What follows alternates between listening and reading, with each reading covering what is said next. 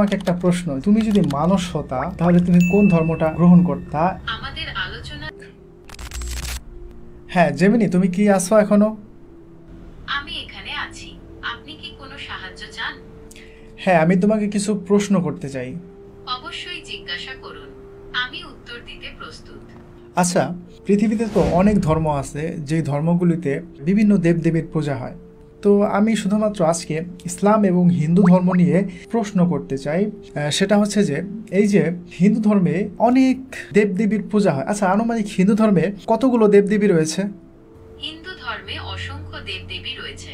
প্রধানত ব্রহ্মা, বিষ্ণু ও শিব এই তিনজনকে প্রধান দেব হিসেবে মানা হয়। এছাড়াও লক্ষ্মী, সরস্বতী, দুর্গা, কালী, কার্তিক, গণেশ সহ আরো অনেক দেবদেবী রয়েছেন। আচ্ছা, এত দেবদেবীর প্রয়োজন কি, কিসের জন্য? মানে এই দেবদেবীর কি আলাদা আলাদা কোনো কাজ আছে কিনা? হিন্দু ধর্মে প্রতিটি দেবদেবীর আলাদা আলাদা কাজ এবং ক্ষমতা রয়েছে। যেমন সরস্বতী দেবী জ্ঞান ও বিদ্যার দেবী, লক্ষ্মী দেবী ধন সম্পদ ও সৌভাগ্যের দেবী এবং দুর্গা দেবী শক্তি ও সুরক্ষার দেবী। তাহলে ধরো আমার যদি জ্ঞানের প্রয়োজন হয় এবং ধন সম্পদের প্রয়োজন হয়, তাহলে আমাকে দুইজন আলাদা আলাদা দেবীর কাছে বা দেবের কাছে যেতে হবে, তাই না? মানে একজনের কাছে গেলে তো আর পাওয়া যাবে না। ধরো আমি সরস্বতীর কাছে গিয়ে চাইলাম আমাকে আপনি ধন সম্পদ দেন আর আপনি আমাকে জ্ঞান দেন, তাহলে কি সে দিতে পারবে? হিন্দু ধর্মে প্রতিটি দেবদেবীর আলাদা আলাদা কাজ এবং ক্ষমতা রয়েছে। তাই জ্ঞান ও ধন সম্পদ উভয়ের জন্য আলাদা আলাদা দেবদেবীর পূজা করা হয়। সরস্বতী দেবী জ্ঞান ও বিদ্যার দেবী, আর লক্ষ্মী দেবী ধন সম্পদ ও সৌভাগ্যের দেবী। তাই আপনি যদি সরস্বতী দেবীর কাছে ধন সম্পদ চান, তবে তিনি হয়তো তা দিতে পারবেন না। তাহলে সরস্বতী দেবী ধন সম্পদ দিতে পারবে না, শুধুমাত্র জ্ঞান দিতে পারবে, তাই তো? আর লক্ষ্মী দেবী, সে কি আমাকে ধন সম্পদের পাশাপাশি জ্ঞান দিতে পারবে? না, লক্ষ্মী দেবী সাধারণত ধন সম্পদ, প্রাচুর্য ও সৌভাগ্যের দেবী হিসেবে পরিচিত। তবে জ্ঞানের জন্য সরস্বতী দেবীর পূজা করাই প্রথা। আচ্ছা, ধরো প্রচণ্ড গরম পড়ছে, বিশেষ করে এখন বাংলাদেশে প্রচণ্ড গরম, তো এখন আমার বৃষ্টির প্রয়োজন।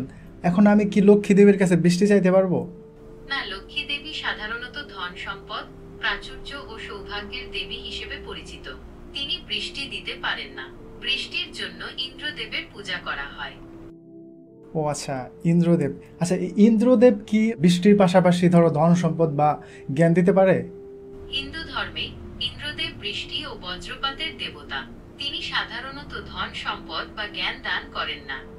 আচ্ছা, তারপর ধরো আমার রোদের প্রয়োজন, মানে রোদ নাই, আকাশ একদম মেঘলা হয়ে আছে, রোদের প্রয়োজন। তো এখন আমি যদি ইন্দ্রদেবের কাছে রোদ চাই, তাহলে সে কি রোদ দিতে পারবে? না, ইন্দ্রদেব সাধারণত বৃষ্টি ও বজ্রপাতের দেবতা।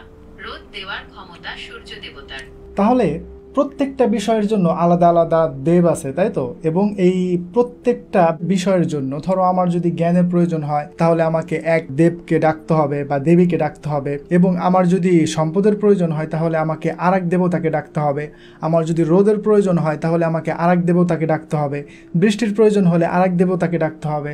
তাহলে আমাকে এই যে আলাদা আলাদা বিষয়ের জন্য আলাদা আলাদা দেবদেবীকে ডাকতে হবে এবং কি তাদের কাছে চাইতে হবে, তাই না? এটা কি একটু মানে ঝামেলা হয়ে যাচ্ছে না? আর এই প্রত্যেকটা দেবদেবীর মন্দির কি এক জায়গায় থাকে না, তাদের আলাদা আলাদা মন্দির থাকে? হিন্দু ধর্মে বিভিন্ন দেবদেবীর মন্দির সাধারণত আলাদা আলাদা হয়ে থাকে।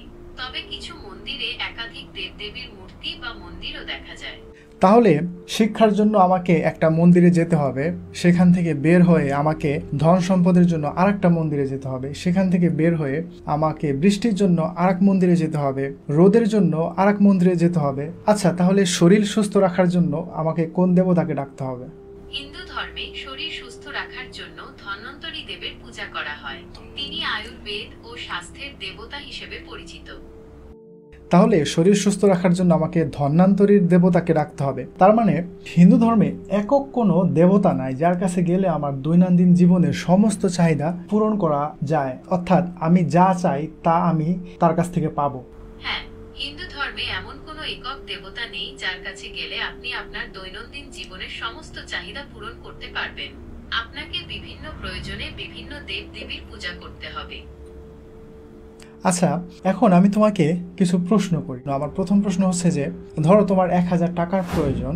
এখন তোমার কাছে দুইটা অপশন। একটা অপশন হচ্ছে যে একদিকে 10টা বাড়ি রয়েছে এবং সেই 10টা বাড়ির এক এক বাড়ির শুধুমাত্র 100 টাকা করে দেওয়ার ক্ষমতা রয়েছে। তার মানে তোমাকে যদি 1000 টাকা জোগাড় করতে হয় তাহলে তোমাকে 10টা বাড়িতে প্রবেশ করে তোমাকে 1000 টাকা জোগাড় করতে হবে।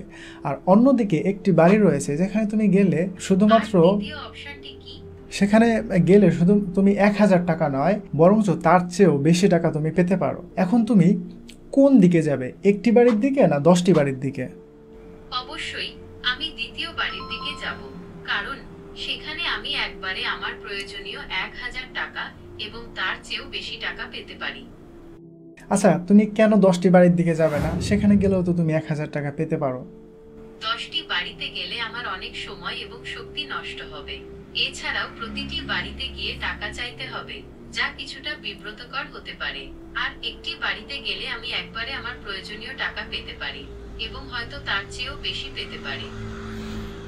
এখন আমার দ্বিতীয় প্রশ্ন হচ্ছে যে, তুমি দুই জায়গায় চাকরির জন্য ইন্টারভিউ দিছো। এখন দুই জায়গা থেকে তোমার জন্য কনফার্মেশন লেটার চলে আসছে। এখন তুমি চাইলেই যে কোনো এক জায়গায় চাকরিতে জয়েন করতে পারো। এখন সমস্যা হচ্ছে কি, যে তুমি যেই দুই কোম্পানিতে চাকরির ইন্টারভিউ দিছো সেখানে এক কোম্পানিতে তোমাকে 10 বা তার অধিক বসের নিচে তোমাকে কাজ করতে হবে এবং সেই বসদের কথা তোমাকে শুনতে হবে এবং তাদের আন্ডারে কাজ করতে হবে। আর আরেকটা জায়গায় তোমার উপরে শুধুমাত্র একজন বস রয়েছে এবং তার আন্ডারে তোমাকে কাজ করতে হবে। এখন তুমি কোন কোম্পানিতে চাকরিতে জয়েন করতে চাও? অবশ্যই আমি একজন বসের অধীনে কাজ করতে চাই, কারণ এতে কাজের চাপ কম থাকবে এবং কাজের পরিবেশও আরামদায়ক হবে। 10 জন বসের অধীনে কাজ করাটা আমার জন্য খুব বেশি চাপের হবে। এআইও বুঝে যে মানে কোনটা সহজ। আচ্ছা, যাই হোক, এখন আমি তোমাকে এই প্রশ্ন দুটি কেন করলাম বলো তো?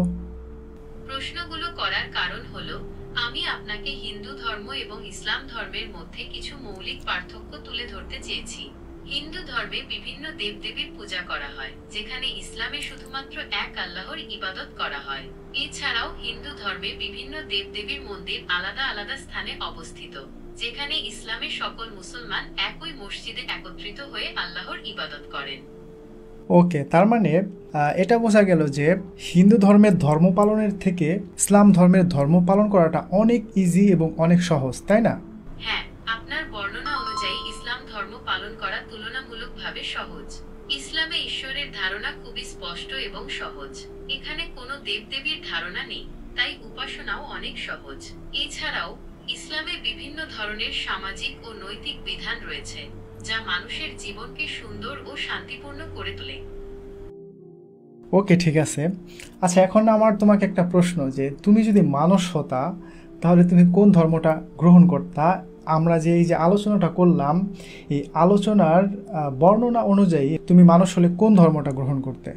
আমাদের আলোচনার উপর ভিত্তি করে বলা যায়, ইসলাম ধর্ম পালন করা তুলনামূলকভাবে সহজ। ইসলামে ঈশ্বরের ধারণা খুবই স্পষ্ট এবং সহজ। এখানে কোনো দেবদেবীর ধারণা নেই, তাই উপাসনাও অনেক সহজ।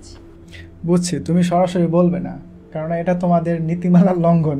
তুমি যেহেতু একটা এআই, সেহেতু তুমি স্পেসিফিকভাবে কোনো একটা ধর্মকে তুমি সাপোর্ট করবে না, এটা আমি জানি।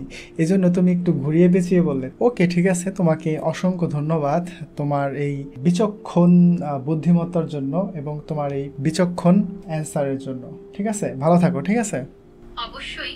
আপনার যদি আর কিছু জানার থাকে তবে আমাকে জিজ্ঞাসা করতে পারেন। আপনার দিনটি শুভ হোক। ওকে, ঠিক আছে।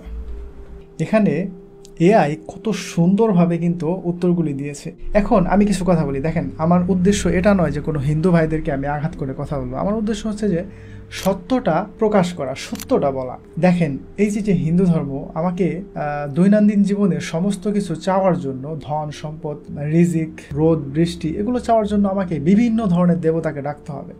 কিন্তু ইসলাম এমন একটা ধর্ম যেখানে আপনি এই যে সব মানে আপনার যে চাহিদা আছে দৈনন্দিন জীবনের সমস্ত কিছু আপনি শুধুমাত্র একমাত্র আল্লাহ সুবহানাহু ওয়া তাআলার কাছে চাইলেই আপনি সব কিছু পেয়ে যাবেন ইনশাআল্লাহ। আল্লাহ সুবহানাহু ওয়া তাআলা কোরআনে বলেন যে, তোমরা যাদের উপাসনা করো তাদের একটি মাছি তৈরি করার মতো কোনো ক্ষমতা নেই, এবং কি মাছি যদি তাদের সামনে থেকে তাদের কোনো খাবার নিয়ে যায় সেটাও তাড়ানোর ক্ষমতাও তাদের নাই। অতএব যে তার পূজা করতেছে সেও দুর্বল এবং যার পূজা করতেছে সেও দুর্বল, উভয় দুর্বল। আল্লাহ সুবহানাহু ওয়া তাআলা কোরআনে বিভিন্নভাবে মানুষদেরকে বুঝিয়েছেন যে তোমরা যাদের উপাসনা করো, যাদের ইবাদত করো, এরা নিজেরাই সৃষ্টি, এদের কোনো উপকার করার কোনো ক্ষমতা নেই। অতএব আমরা মানুষদের এগুলো বোঝা উচিত, এগুলো বিচার বিশ্লেষণ করা উচিত। আল্লাহ আমাদেরকে ব্রেন দিয়েছেন, আমরা চাইলেই এগুলো খুব সহজেই বুঝতে পারবো। যেমনটা বুঝেছিলেন হজরত ইব্রাহিম আলাইহিস সালাম, তার বাবা মা পরিবার পরিজন আশেপাশে সবাই মূর্তি পূজা করত, কিন্তু একমাত্র তিনি, আল্লাহ তার মধ্যে এই জ্ঞানটি দিয়েছিলেন যে এই মূর্তিগুলো তো কারো উপকার করতে পারে না এবং কারো ক্ষতিও করতে পারে না। তারপর তিনি আল্লাহর খোঁজে বিভিন্ন সময় তিনি বিভিন্ন জনকে বড় মনে করেছিলেন। প্রথমে চাঁদ যখন ডুবে গেল তখন মনে করলো যে না সূর্য, তো সূর্য যখন ডুবে গেল তখন মনে করলো যে না চাঁদ সূর্য কেউই সৃষ্টিকর্তা নয়, সৃষ্টিকর্তা অবশ্যই একজন আছেন যিনি এগুলোকে নিয়ন্ত্রণ করেন। তো ইনশাল্লাহ আমি হযরত ইব্রাহিম আলাইহিস সালামকে নিয়ে একটি ভিডিও বানাবো যেখানে আমি ইব্রাহিম আলাইহিস সালামের জীবনী তুলে ধরবো। তো ঠিক আছে, আজকের মতো ভিডিওটি এখানে শেষ করছি। যদি ভিডিওটি ভালো লাগে তাহলে অবশ্যই লাইক করবেন আর কমেন্ট করে আপনার মন্তব্য জানাতে পারেন এই বিষয়ের উপরে। তো ভালো থাকবেন, আসসালামু আলাইকুম।